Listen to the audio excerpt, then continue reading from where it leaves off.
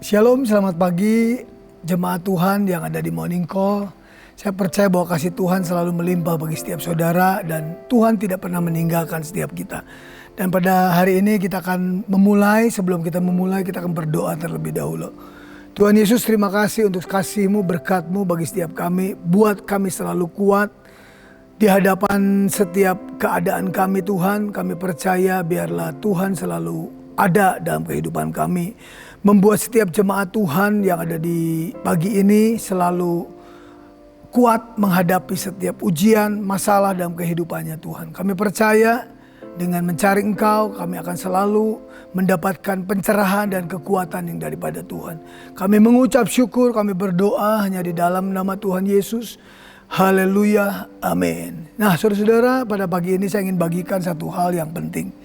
Bahwa keadaan dunia tidak semakin baik, tapi kita percaya bahwa kita punya Allah yang baik, Allah yang luar biasa. Nah saudara-saudara, seperti dalam firman Tuhan dalam 2 Timotius 3 ayat 1 dikatakan bahwa ketahuilah bahwa pada hari-hari terakhir akan datang masa yang sukar. Nah saudara, dikatakan masa yang sukar yaitu kalepos, yaitu masa yang merepotkan. Masa yang tidak dapat diprediksi, masa yang berbahaya, masa yang ganas dan buas. Yang membuat setiap kita bisa binasa, terutama dalam kerohanian kita saudara. Dikatakan masa yang berbahaya dan ganas.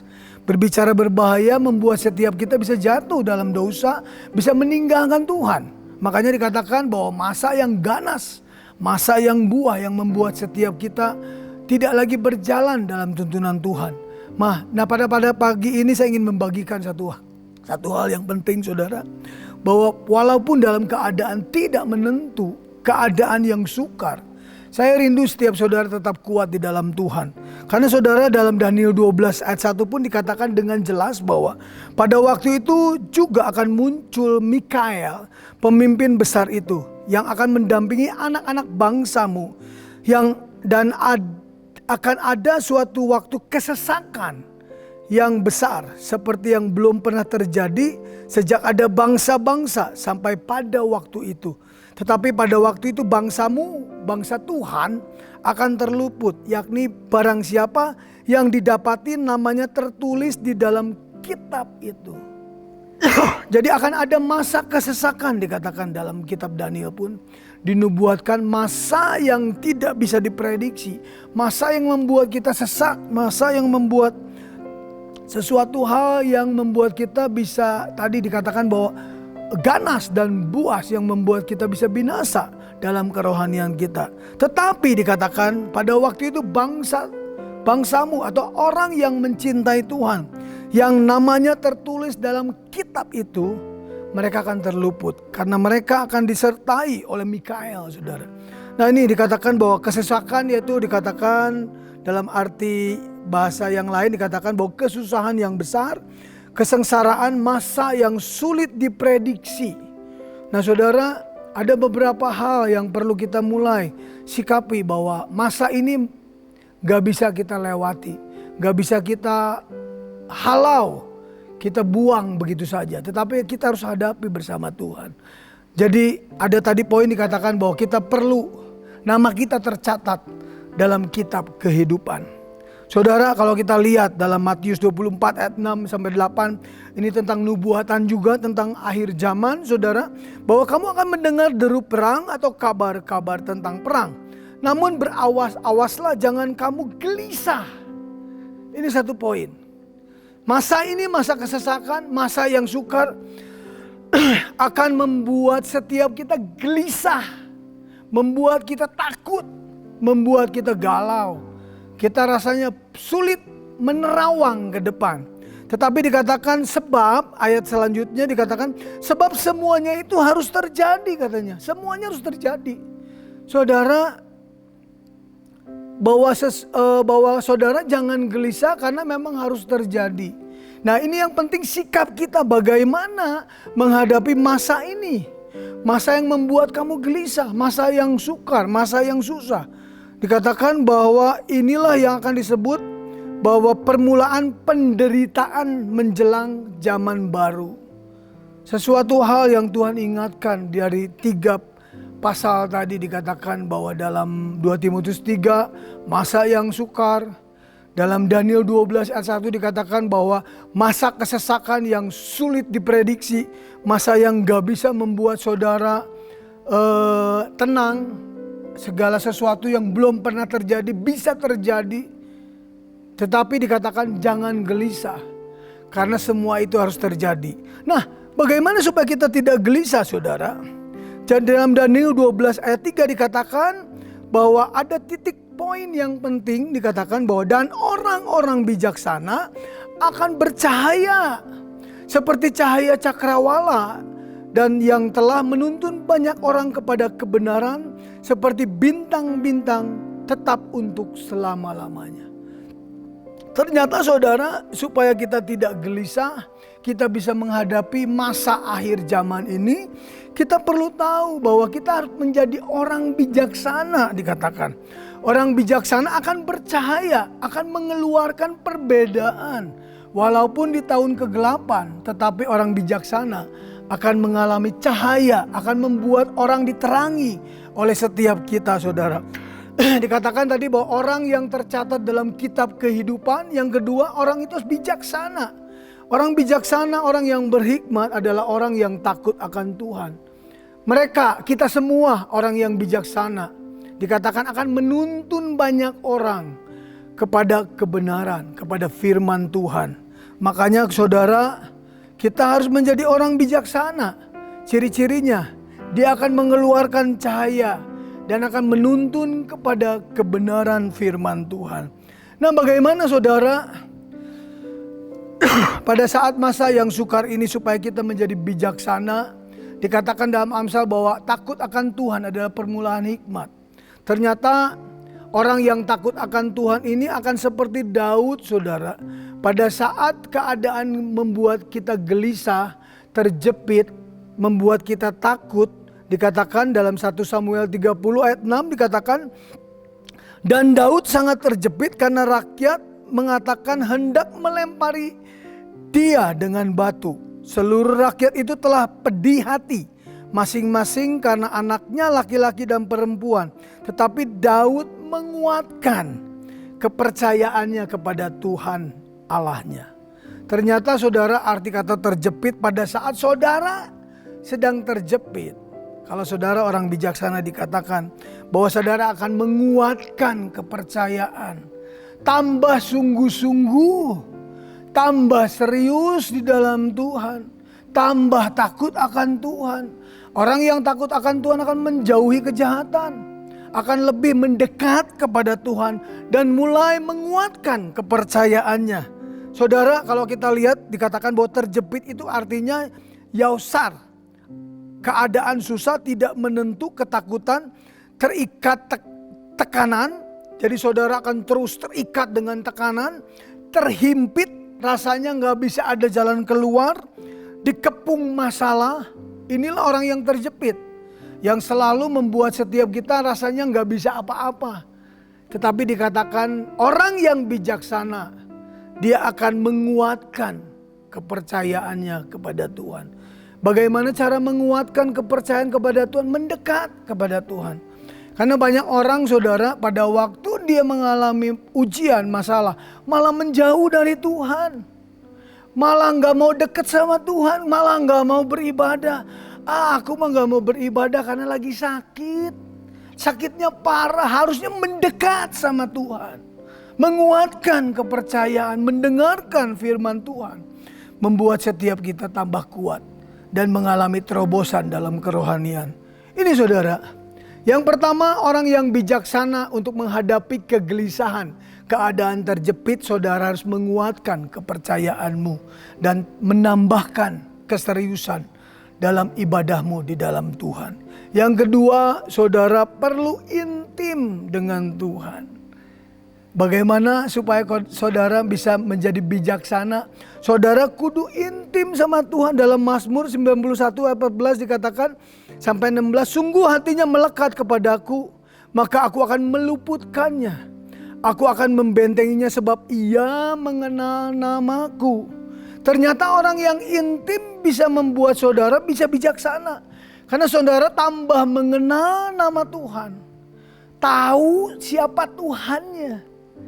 Mengenal pribadi Tuhan yang membuat setiap kita bisa berjalan untuk menghadapi akhir zaman. Dikatakan ayat 15-nya, bila ia berseru kepadaku, aku akan menjawab. Aku akan menyertai dia dalam kesesakan.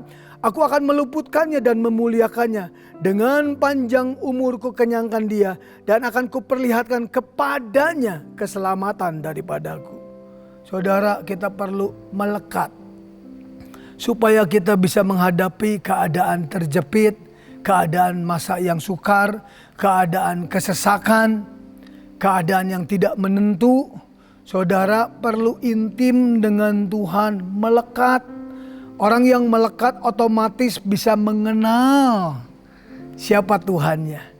Semua orang yang intim dengan suami atau dengan istri, dia akan tahu karakter istri dan suaminya.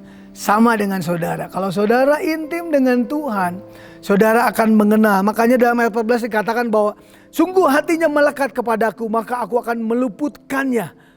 Saudara melekat, Tuhan akan meluputkan di masa akhir zaman ini. Aku akan membentenginya. Ciri-ciri orang yang melekat, sebab ia mengenal namaku. Sampai saudara tahu siapakah Tuhanmu, siapakah Allahmu. Allah yang sanggup memenuhi, Allah yang sanggup meluputkan kita dari mara bahaya. Dikatakan arti melekat ini kausak saudara, artinya mengasihi. Saudara benar-benar mengasihi Tuhan. Saudara benar-benar mencintai Tuhan. Orang yang bisa melekat pasti orang itu mengasihi. Gak mungkin gak mengasihi. Betul? Orang yang melekat pasti orang itu mencintai seseorang. Kalau kita punya pacar pengennya deket, melekat. Karena kita mencintai dia. Sama dengan kita dengan Tuhan. Kalau kita mencintai Tuhan, otomatis saudara akan melekat sama Tuhan. Dikatakan lagi arti melekat ini mengidolakan. Kalau orang mengidolakan seseorang, dia akan sama seperti orang itu. Dan selalu mempelajari karakter kehidupan orang itu. Makanya saudara perlu mengidolakan Tuhan. Dikatakan lagi saudara perlu mencintai Tuhan. Jadi yang kedua yang Tuhan ingatkan dalam keadaan masa yang tidak menentu ini saudara perlu intim dengan Tuhan. Supaya pada saat keadaan terjepit saudara tetap bisa kuat dan saudara bisa diluputkan daripada hal-hal yang berbahaya. Yang ketiga saudara dalam Yeremia 33 ayat 3 dikatakan saudara perlu banyak berdoa dengan segala masalah keadaanmu. Saudara kudu berdoa dalam Yeremia 33:3 berserulah kepadaku maka aku akan menjawab engkau dan aku akan memberitahukan kepadamu hal-hal yang besar dan yang tidak terpahami yakni hal-hal yang tidak kau ketahui. Intim otomatis berdoa. Banyak berdoa artinya saudara bawa masalahmu, rencanamu di dalam tangan Tuhan. Supaya Tuhan tunjukkan kalau saudara mau buka usaha, minta tuntunan Tuhan supaya Tuhan menunjukkan hal-hal yang mungkin saudara tidak ketahui Tuhan bukakan. Tuhan tuntun untuk langkah kita ke depan saudara. Dikatakan berseru itu artinya kaurau saudara. Berteriak sungguh-sungguh serius sama Tuhan. Kadang-kadang kita gak pernah serius sama Tuhan saudara. Gak sungguh-sungguh di dalam Tuhan. Artinya saudara mulai berteriak menunggu jawaban Tuhan. Itu artinya saudara berseru. Berdoanya di sini satu kualitas yang sangat benar-benar menantikan jawaban Tuhan. Dikatakan lagi memanggil seseorang sampai orang itu keluar. Itu artinya berseru di sini. Artinya kaurau saudara. Menunggu orang itu datang sampai orang itu menjawab. Itulah artinya berseru di sini saudara.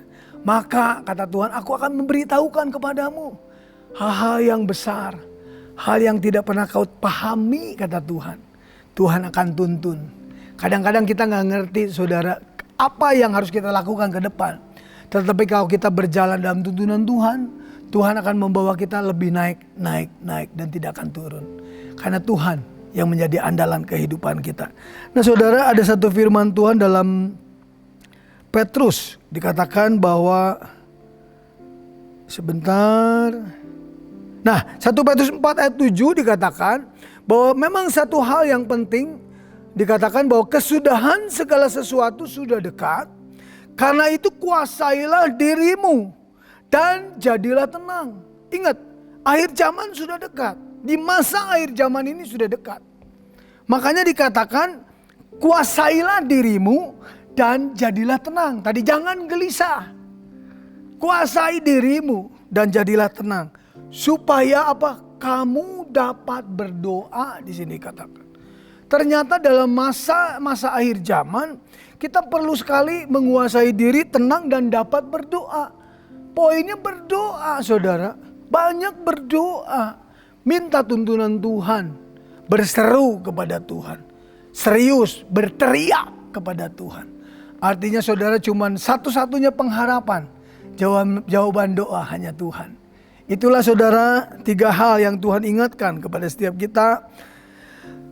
Jadilah orang bijaksana di saat keadaan tidak menentu saudara. Karena orang-orang yang bercahaya, orang-orang yang takut akan Tuhan ini, orang-orang yang tercatat dalam kitab kehidupan. Orang ini akan mengalami terobosan di masa-masa yang sukar. Karena Tuhan akan membuat dia bercahaya. Bercahaya artinya berbeda di masa kegelapan. Saudara akan mengeluarkan cahaya dan menuntun orang untuk masuk dalam kebenaran firman Tuhan. Yang pertama saudara, bagaimana supaya saudara menjadi orang bijaksana atau menghadapi keadaan yang tidak menentu. Yang pertama saudara, menguatkan kepercayaan kita kepada Tuhan. Menguatkan, tambah takut akan Tuhan, tambah serius. Yang kedua, intim, sampai mengenal siapa Tuhan. Artinya saudara, sampai saudara tenang. Intim tuh gini, dekat, melekat, saudara tenang, percaya bahwa dia pasti menolong saudara. Yang ketiga, banyak berdoa. Berserulah kepadaku, maka aku akan menjawab. Hal-hal yang tersembunyi, hal-hal yang tidak kau ketahui, hal-hal yang tidak terpahami. Dan hal-hal yang besar akan kau berikan bagi setiap kita. Artinya saudara, menunggu semuanya sampai Tuhan menjawab dalam kehidupan kita. Inilah yang kita perlu mulai terapkan dalam kehidupan kita. Selamat pagi, selamat bekerja. Kiranya Tuhan selalu menyertai saudara. Tetap semangat di dalam Tuhan. Mari kita berdoa.